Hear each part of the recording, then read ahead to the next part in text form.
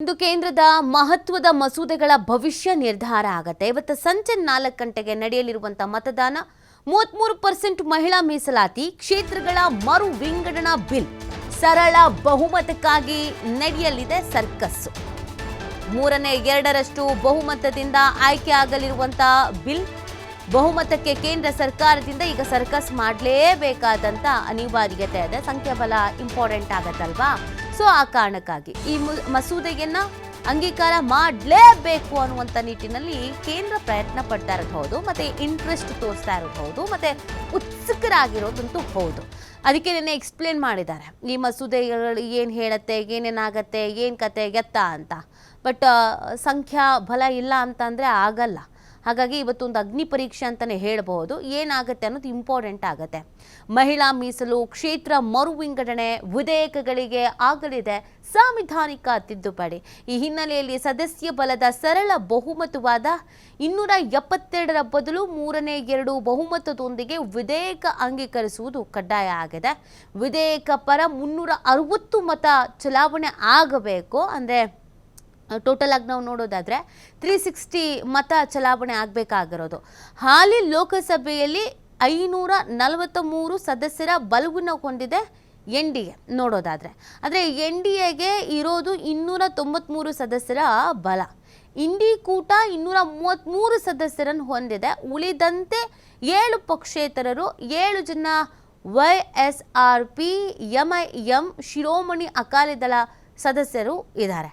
So ಈ ವಿಧೇಯಕ ಅಂಗೀಕಾರಕ್ಕೆ 360 ಮತ ಪಡೆಯೋಕೆ NDAಗೆ ವಿಪಕ್ಷಗಳ ಬೆಂಬಲ ಇಲ್ಲಿ ಇಂಪಾರ್ಟೆಂಟ್ ಆಗುತ್ತೆ.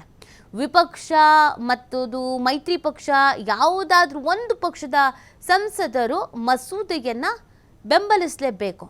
ಸದ್ಯದ ಪರಿಸ್ಥಿತಿಯಲ್ಲಿ ಮಸೂದೆಗೆ ವಿಪಕ್ಷಗಳ ಬೆಂಬಲ ಡೌಟೇ, ಅನುಮಾನನೇ. ಹೀಗಾಗಿ ಮ್ಯಾಜಿಕ್ ಸಂಖ್ಯೆ ಪಡೆಯೋದಕ್ಕೆ ಅನ್ಯ ಮಾರ್ಗವನ್ನು ಹಿಡಿಬಹುದಾದಂಥ ಸಾಧ್ಯತೆ ಇದೆ. ಹಿಂಗಾದ್ರೂ ಮಾಡಿ ಇದನ್ನು ಪಾಸ್ ಮಾಡಬೇಕು ಅಂತ ಬದಲಿ ವ್ಯವಸ್ಥೆ, ಅಂದರೆ ಅನ್ಯ ಮಾರ್ಗ, ಬೇರೆ ಏನು ರೂಟ್ ಇದೆ ಅದನ್ನು ನೋಡ್ಕೋಬೇಕಾಗುತ್ತೆ. ಇರೋ ಸದಸ್ಯರ ಬಲದಲ್ಲಿ 67 ಸದಸ್ಯರು ಅಡ್ಡ ಮತದಾನ ಮಾಡಿದ್ರೆ ಮ್ಯಾಜಿಕ್ ಸಂಖ್ಯೆ 360 ತಲುಪಬಹುದು ನೋಡಿ. ಅಥವಾ ಮತದಾನದ ವೇಳೆ ವಿಪಕ್ಷದ 90 ಸದಸ್ಯರು ಗೈರಾಗಬೇಕಾಗತ್ತೆ. ಹೀಗೆ ಗೈರಾದಲ್ಲಿ ಸದನದ ಬಲ 453ಕ್ಕೆ ಕುಸಿಯುತ್ತೆ. ಇದರ ಪರಿಣಾಮ 3/2 ಬಹುಮತಕ್ಕೆ ಬೇಕಾದ ಮತ 300ಕ್ಕಿಂತ ಕೆಳಗಿಳಿಯುತ್ತೆ. ಈ ವೇಳೆ ಸರ್ಕಾರ ಮಸೂದೆಯನ್ನು ಅಂಗೀಕರಿಸೋದಕ್ಕೆ ಸಹಾಯ ಆಗತ್ತೆ. ಯಾವ ಲೆಕ್ಕಾಚಾರದಲ್ಲಿ ಕೇಂದ್ರ ಈ ಮಸೂದೆ ಅಂಗೀಕರಿಸುತ್ತೆ ಅನ್ನೋ ಕುತೂಹಲ ಅಂತೂ ಸದ್ಯಕ್ಕಿರೋದು. ಏನು ಪ್ಲಾನ್ ಮಾಡ್ಕೊಳ್ತಾರೆ ಇವಾಗ, ಯಾವ ಪ್ಲಾನ್ ಮುಂದಿಟ್ಕೊಳ್ತಾರೆ ಇವಾಗ ಅನ್ನೋದು ಇಂಪಾರ್ಟೆಂಟ್ ಆಗುತ್ತೆ. ಅಂಗೀಕಾರವಾಗದೇ ಇದ್ದರೆ ಮುಂದಿನ ಇತರ ರಾಜ್ಯಗಳ ಚುನಾವಣೆಗೆ BJPಗೆ ಇದೇ ಚುನಾವಣಾ ಪ್ರಚಾರ ಅಸ್ತ್ರ. ನೋಡಿ, ನಾವು ಮಹಿಳಾ ಮೀಸಲಾತಿ ತರ್ತೀವಿ ಅಂತ ಅಂದ್ವಿ, ಅಭಿವೃದ್ಧಿ ಕೆಲಸಗಳು ಮಾಡಬೇಕು ಅಂತ ಅಂದ್ಕೊಂಡ್ವಿ, ಈ ದೇಶವನ್ನು ಇನ್ನಷ್ಟು ಸದೃಢ ಬಲಿಷ್ಠ ಮಾಡಬೇಕು ಅಂತ ಅಂದ್ಕೊಂಡ್ವಿ. ಬಟ್ ಇವ್ರು ಬಿಡಲೇ ಇಲ್ಲ, ಇವ್ರು ಹಂಗಂದ್ರು, ಇವ್ರು ಹಿಂಗಂದ್ರು, ಇವ್ರು ಮಹಿಳಾ ವಿರೋಧಿಗಳು, ಇನ್ನೊಂದು ಮತ್ತೊಂದು ಅಸ್ತ್ರ ಸಿಗುತ್ತೆ. ವಿಪಕ್ಷಗಳ ಮೇಲೆ ಆರೋಪ ಮಾಡೋದಕ್ಕೆ ಸಿಗುವಂಥ ಅತಿ ದೊಡ್ಡ ರೀಸನ್ ಇದಾಗತ್ತೆ. ಮುಂದಿನ ಮುಂಗಾರು ಅಧಿವೇಶನದಲ್ಲಿ ಮತ್ತೆ ಬಿಲ್ ಮಂಡಿಸಿ ಮಸೂದೆ ಪಾಸ್ ಮಾಡಿಕೊಳ್ಳುವಂಥ ಸಾಧ್ಯತೆಯೂ ಇದೆ. ಇದನ್ನು ಬಿಡೋ ಲಕ್ಷಣ ಕಾಣ್ತಾ ಇಲ್ಲ. ಕೇಂದ್ರ ಸರ್ಕಾರದ ಮಹತ್ವದ ಮಸೂದೆಗಳ ಭವಿಷ್ಯ ಇವತ್ತು ನಿರ್ಧಾರ ಆಗುತ್ತೆ. ಮಾಹಿತಿ ನೀಡ್ತಾರೆ ನಮ್ಮ ಪ್ರತಿನಿಧಿ ರಾಕೇಶ್.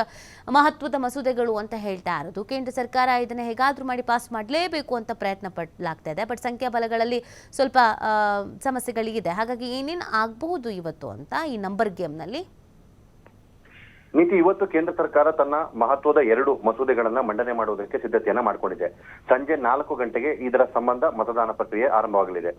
ಇಲ್ಲಿ ಪ್ರಮುಖವಾಗಿ ಗಮನಿಸುವ ಅಂಶಗಳೇನು ಅಂತಂದ್ರೆ, ಈಗಿರುವಂತಹ ಸಂಖ್ಯಾಬಲದ ಲೆಕ್ಕಾಚಾರದಲ್ಲಿ ಮಸೂದೆಯನ್ನ ಅಂಗೀಕಾರ ಮಾಡುವುದಕ್ಕೆ ಅವಕಾಶವನ್ನ ಮಾಡಿಕೊಟ್ಟಿಲ್ಲ. ಅಂದ್ರೆ ಸಂಸತ್ತಿನ ಒಟ್ಟು ಸಂಖ್ಯಾಬಲದಲ್ಲಿ ಪಕ್ಷ ಬಲಕ್ಕಿಂತ ಹೆಚ್ಚಾಗಿ ಶೇಕಡಾವಾರು ಬಲದ ಲೆಕ್ಕಾಚಾರದಲ್ಲಿ ಮಸೂದೆಯನ್ನು ಅಂಗೀಕಾರ ಮಾಡುವುದಕ್ಕೆ ಚಿಂತನೆಯನ್ನ ಮಾಡಲಾಗಿದೆ. ಆ ಹಿನ್ನೆಲೆಯಲ್ಲಿ ಆಡಳಿತ ಪಕ್ಷಕ್ಕೆ ಮಸೂದೆಯನ್ನು ಅಂಗೀಕಾರ ಮಾಡುವುದು ಕಷ್ಟ ಸಾಧ್ಯವಾದಂತಹ ಹಾದಿಯಾಗಿ ಬದಲಾಗ್ತಾ ಇದೆ.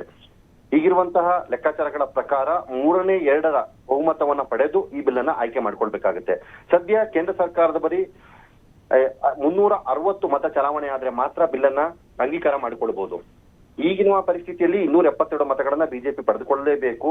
ಆ ಮತವನ್ನ ಪಡೆದುಕೊಳ್ಳುವುದಕ್ಕೆ ಆಡಳಿತ ಪಕ್ಷ ಯಾವ ರೀತಿಯಾದಂತಹ ಪ್ರಯತ್ನವನ್ನ ಮಾಡುತ್ತೆ ಅನ್ನೋದು ಕೂಡ ಅಷ್ಟೇ ನಿಗೂಢವಾದಂತಹ ನಡೆಯಾಗಿ ಉಳಿದುಕೊಂಡಿದೆ.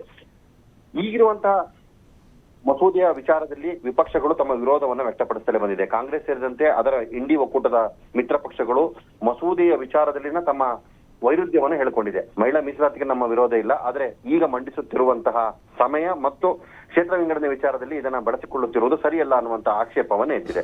ಹೀಗಾಗಿ ಇದನ್ನ ಆಡಳಿತ ಪಕ್ಷ ಬಹಳ ಸಮಾಧಾನದಿಂದಾಗಿ ಸೂಕ್ಷ್ಮ ರೀತಿಯಲ್ಲಿ ಹ್ಯಾಂಡಲ್ ಮಾಡಲೇಬೇಕಾಗುತ್ತೆ. ಅಲ್ಲಿ ಲೋಕಸಭೆಯಲ್ಲಿರುವಂತಹ 543 ಸದಸ್ಯ ಬಲವಿರುವುದಿದ್ರೂ ಕೂಡ ಇದರಲ್ಲಿ 293 ಜನ NDA ಸದಸ್ಯರಿದ್ದಾರೆ. ಇವರ ಸಂಖ್ಯಾಬಲ ಇದ್ರೂ ಕೂಡ ಮಸೂದೆಯನ್ನು ಅಂಗೀಕರಿಸುವುದು ಕಷ್ಟ. ಒಂದು ವೇಳೆ ಮಸೂದೆಯನ್ನು ಪಾಸ್ ಮಾಡಿಸಿಕೊಳ್ಳಲೇಬೇಕು ಅಂದ್ರೆ ವಿಪಕ್ಷಗಳ ಸಹಕಾರ ಬಿಜೆಪಿಗೆ ಮುಖ್ಯವಾಗುತ್ತೆ.